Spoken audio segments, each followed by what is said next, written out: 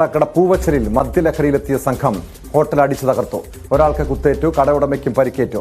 Hotel cashier ഉദയദാസിനാണ് കുത്തേറ്റത്. ഇയാളെ സ്വകാര്യ ആശുപത്രിയിൽ പ്രവേശിപ്പിച്ചു. കടയുടമ പൂവച്ചൽ സ്വദേശി പ്രവീണിന് മുഖത്തും ചുണ്ടിലും പരിക്കുണ്ട്. ഭക്ഷണം കഴിച്ചുകൊണ്ടിരുന്നവർക്കും മർദ്ദനമേൽക്കുകയും ഇവർ ഇറങ്ങിയോടുകയുമായിരുന്നു. വാർത്തയുടെ വിശദാംശങ്ങളുമായി അഭിലാഷ് മോഹൻ ചേരുന്നുണ്ട്. അഭിലാഷ്, എന്താണ് ഇങ്ങനെയൊരു പെട്ടെന്നുള്ള അരുൺ മോഹൻ ചേരുന്നുണ്ട്. അരുൺ, ഇങ്ങനെ പെട്ടെന്നുള്ള ഈ ആക്രമണത്തിന് കാരണം എന്താണ്? ഏതെങ്കിലും വിധത്തിൽ ഈ ഹോട്ടലിന്റെ ഭക്ഷണം കഴിക്കുന്നതുമായി ബന്ധപ്പെട്ട തർക്കമോ അല്ലെങ്കിൽ പണത്തെച്ചൂരുടെ തർക്കമോ മറ്റോ ആണോ ആക്രമണത്തിൽ കലാശിച്ചത്?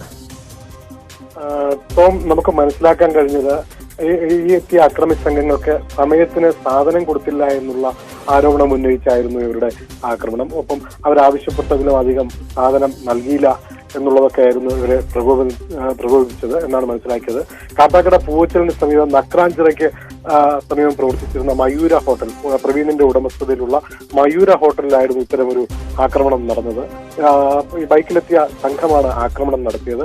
ഇവിടെ കേഷറായിരുന്ന ഉദയദാസിന് ഈ അക്രമികളുടെ ആക്രമണത്തിൽ പരിക്കേറ്റു.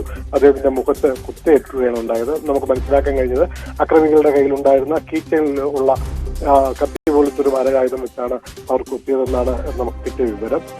ഒപ്പം ഈ പറയുന്ന പ്രവീണിനും പരിക്ക് പറ്റിയിട്ടുണ്ട്. ഇവർ രണ്ടുപേരും കാട്ടാക്കടയുള്ള സ്വകാര്യ ആശുപത്രിയിൽ ചികിത്സ തേടിയിട്ടുണ്ട്. ഒപ്പം പോലീസിൽ പരാതി നൽകിയിട്ടുണ്ട്. ടോം, വ്യക്തമാണ്. അരുൺ മോഹനാണ് വിവരങ്ങൾ നൽകിയത്. കാട്ടാക്കട പൂവച്ചലിലാണ് മദ്യപ സംഘം ഹോട്ടലിലെത്തി ആക്രമണം നടത്തിയത്. Spot live